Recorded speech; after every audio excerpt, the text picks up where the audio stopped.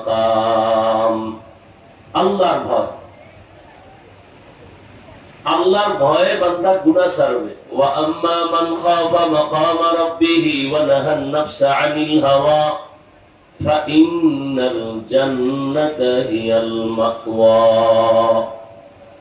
আল্লাহর আদালতে দাঁড়াইয়া হিসাব দেওয়ার ভয়, যারা নিজেদেরকে দুনিয়াতে গুনাহের থেকে বাঁচায় রাখবে, আল্লাহ বলেন আমি তাদেরকে শান্তির ঠিকানা দিব, জান্নাতুল মাওয়া। আল্লাহর ভয় যতক্ষণ পর্যন্ত অন্তরে আসবে না, ততক্ষণ পর্যন্ত বান্দা গুনাহ ছাড়তে পারবে না। এজন্য হাদিস শরীফে নবীজি বলেন যে ভয় আর আশা এই দুইয়ের সমষ্টি হলো ঈমান। ভয়ও থাকতে হবে, রহমতের আশাও থাকতে হবে।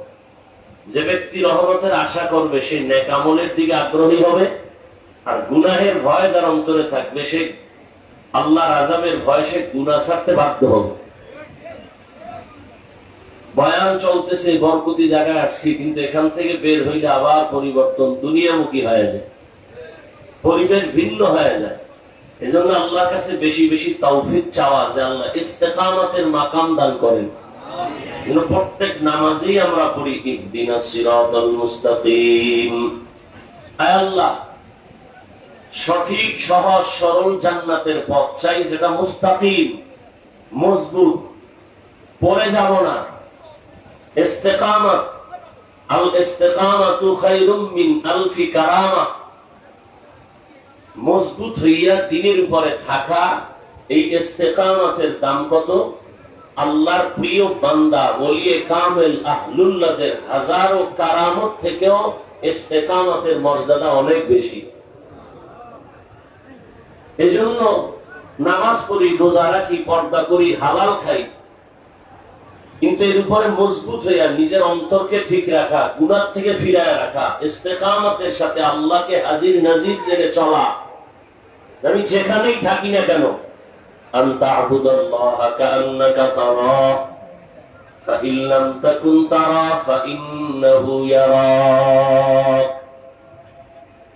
আমি আল্লাহর মহব্বতের বন্ধনেই আছি, আমি যেখানে যাই, হয়তো আমি আল্লাহকে দেখি, না হয় আল্লাহ আমাকে দেখেন।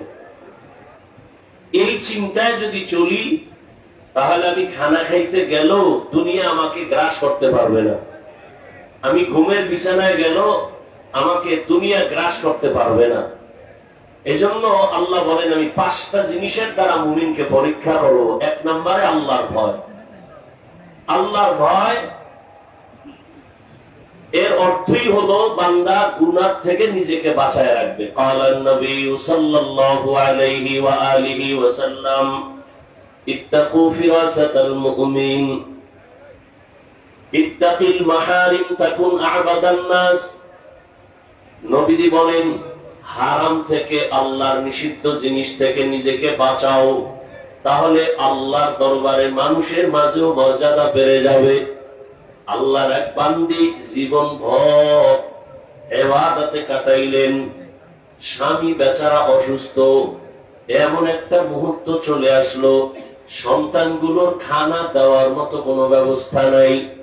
আল্লাহর বান্দি আশিকা আবেদা চোখের পানি ছেড়ে কাঁদতেছেন, কামাই রুজি করারও কোনো উপায় নাই, সন্তানগুলো ক্ষুধা তৃষ্ণায় কান্না করে, ওদিকে অন্তরেও আল্লাহর ভয়। কোথায় যাব? বেপরদাও হওয়া যাবে না, হারাম খাওয়াও যাবে না। হঠাৎ অন্তরে চিন্তা আসলো, এলাকার থেকে একটু দূর এলাকায় একজন টাকাওয়ালা আছে, তবে সেই লোকটা দুনিয়াদার, কিন্তু সন্তানের কান্না মা সহ্য করতে পারে না। বের হইল চিন্তা করে, বের হইয়া ওই টাকাওয়ালা বড় লোকের বাড়ি চলে গেল।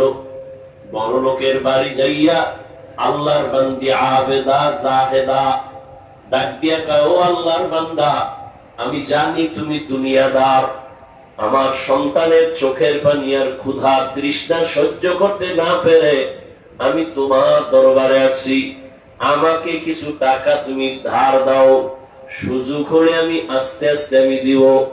বলে না, টাকা দিতে পারবো, ধার না এমনি দিব, তবে একটা শর্ত, তুমি আমাকে রাত্রটা তোমার দেহটা আমাকে দিবা, আমি দেহ ব্যবহার করব।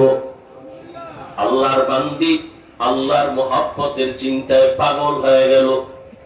সন্তানের কান্না সহ্য করা যায় না, সন্তানের চোখের পানি আর ক্ষুধা আমি মা না খাইয়া দিন রাত কাটাইতে পারি, সন্তানের খানা না দিয়া কাটাইতে পারি না।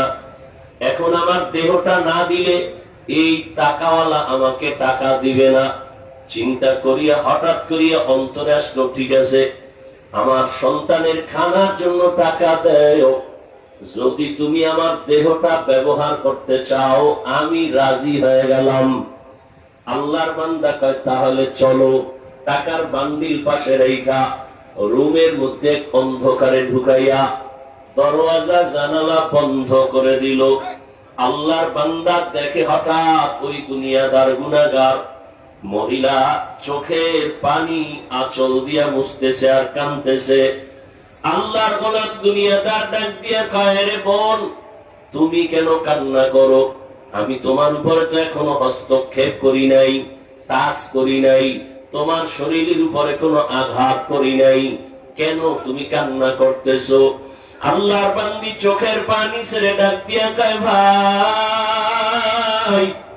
আমি আল্লাহর একজন প্রিয় বান্দি হতে চাই। আমার এই জীবনে কোনদিন একটা চরিত্রের কলঙ্কের দাগ নাই, আমার শরীর কেউ আজ পর্যন্ত কোনো বেগানা কাজ করে নাই। আজকে আমি কতটা বিপদে পড়িয়া ঠেকায় পড়িয়া আমার সন্তানের চোখের পানি আমি মা হইয়া সইতে পারি না। আমার সন্তানের ক্ষুধার তৃষ্ণায় পাগল হইয়া আমি তোমার দরবারে আসছি। আমি তাকায় দেখতেছি তুমি দরওয়াজা বন্ধ করেছো, তুমি জানালা বন্ধ করেছো, কিন্তু আমি তো যেই মালিকের গোলাম, ওই মালিকের চোখের নজর তো কোনো দরওয়াজা দিয়া বন্ধ করা যাবে না। ওই মালিকের ফাঁকি দেওয়ার কোনো সুযোগ নাই। দুনিয়ার মানুষ আলোতে দেখে, অন্ধকারে দেখে না। আর আমি এমন মাওলা পাকের গোলাম, আমি এমন আল্লাহর আশিক, ওই আল্লাহকে তো ফাঁকি দেওয়া কোনোভাবেই সম্ভব না। এই ভয়ে আমি কান্না করতেছি।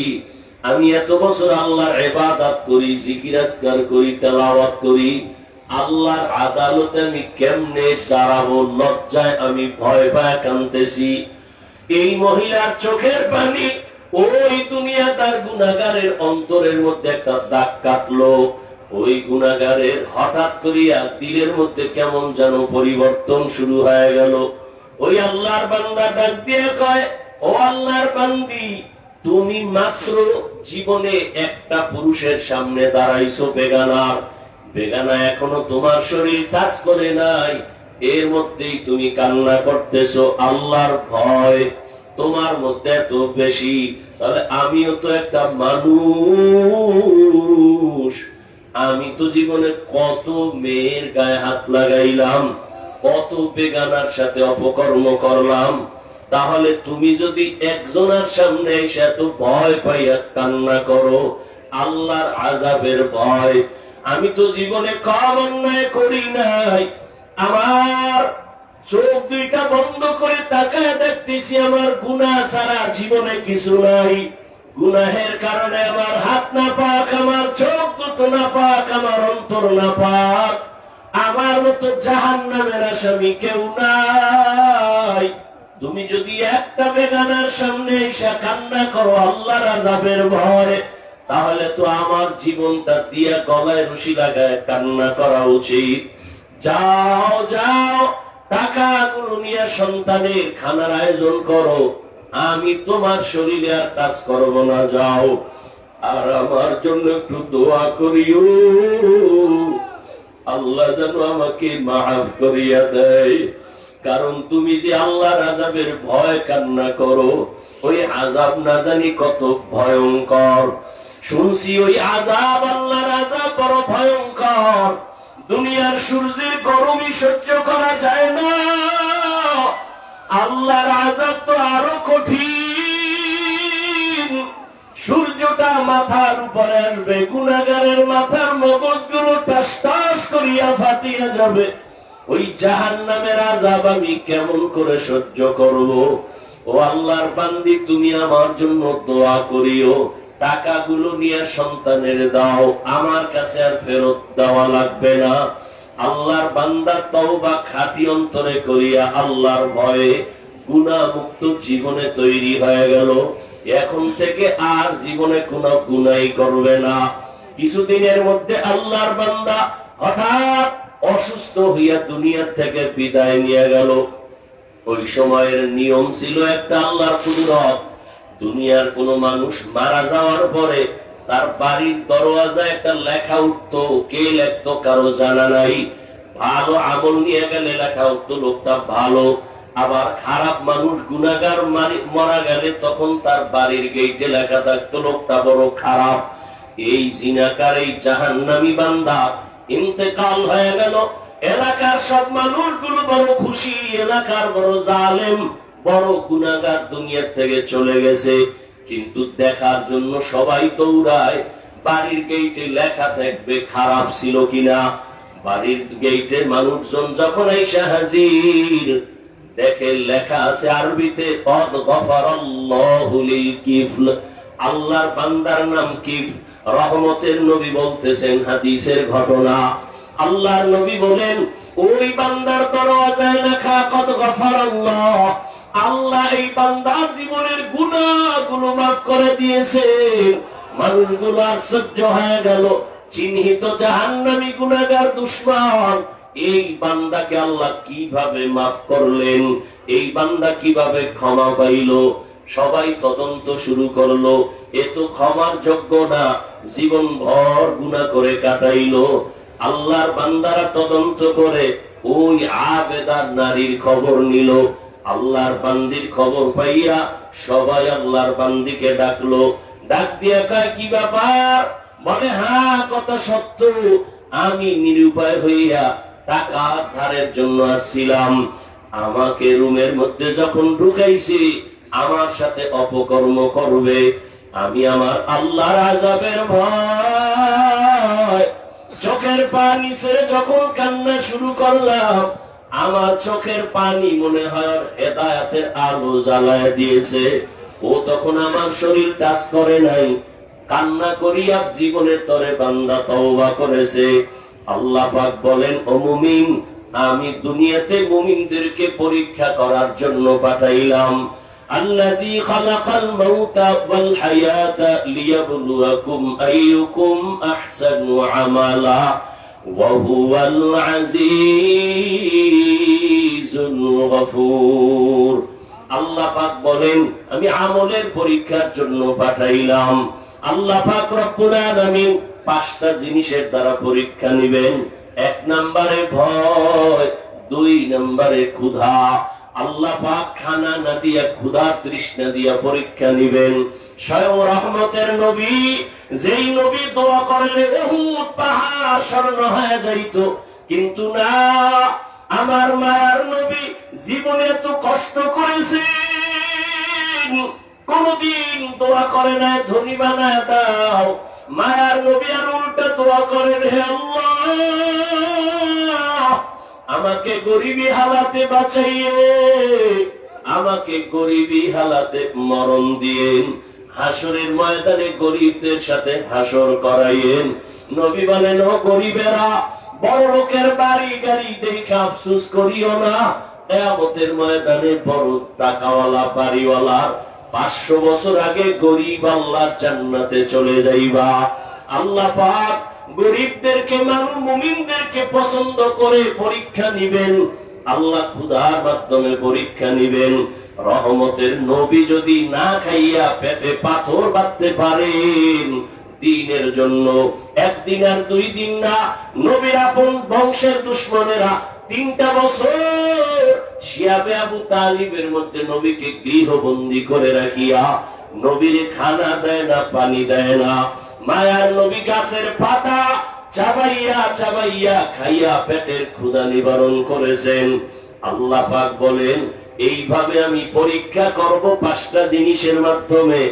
কামিয়াব হওয়ার জন্য একটা পুঁজি লাগবে, ওই পুঁজির নাম হলো ধৈর্য। এই ধৈর্য অর্জন করার জন্য আব্দুল্লাহ আল্লাহওয়ালাদের সোহবত, এজন্যই এখানে আসা।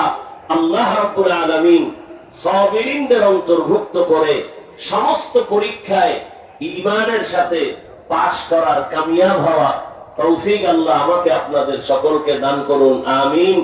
ওয়া আখিরু দাওয়ানা আনিল হামদুলিল্লাহি রাব্বিল আলামিন।